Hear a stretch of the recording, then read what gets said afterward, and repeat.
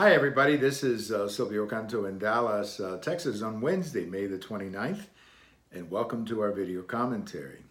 You know, we've all grown accustomed to polling data, meaning this guy versus this guy, or this candidate versus this candidate. And over the years, this polling data has become very difficult to follow. And the biggest reason is that very few people are answering their phones.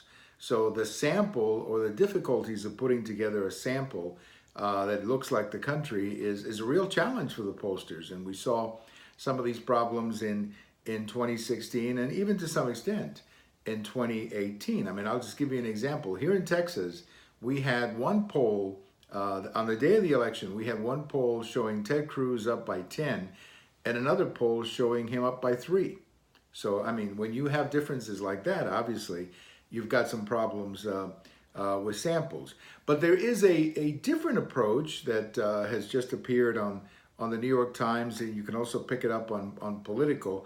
And it's an article based on 3 economic models. These are apparently economists who are looking at the economic data. They're not looking at polls. They're not asking people who they're going to vote for. They're simply looking at the economic data and saying this economic data suggests that the president is going to be reelected, that the incumbent is going to be reelected in big numbers. And that's what they're concluding, that based on economic models, that is the state of the economy, that President Trump should be reelected. Now, is that going to happen? Well, I guess we're going to find out in about 18 months. Now, I happen to be one of those who doesn't take polling data at this stage of the game very seriously because, you know, as I've said before, at this point, Ronald Reagan was losing to John Glenn.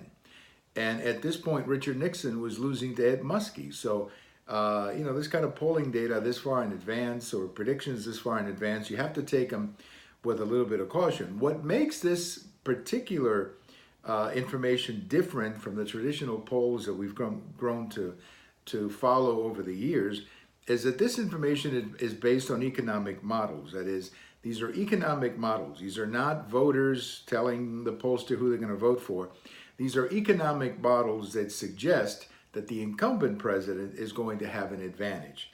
So we'll see how it works out. But if in fact these 3 economic models correctly predict the reelection of President Trump, I think you may see in the future more and more polling going in that direction, in the direction of looking at the economy and predicting who's going to win based on the state of the economy more than just your traditional, you know, calling people and saying who you're going to vote for. Now, I would assume that these economic models are more expensive to do and more difficult to do because they involved a lot of economics and so on. So I understand that. But if they prove to be correct, I think you may see a lot of pollsters begin to look at these economic models as a better way of polling the country than the traditional pick up the phone and call 10,000 people and so on that we've grown accustomed to over the years. So 3 economic models are predicting President Trump to be reelected. Do I believe that? Yes, I do. I think these economic models are probably true, but I also will caution you that it's a long time. We're still 15, 16, 18 months away. And that's an eternity in politics, as I'm sure all of you know. Thank you for watching. We have all of these on YouTube, we have them on Twitter, and we have them on my blog.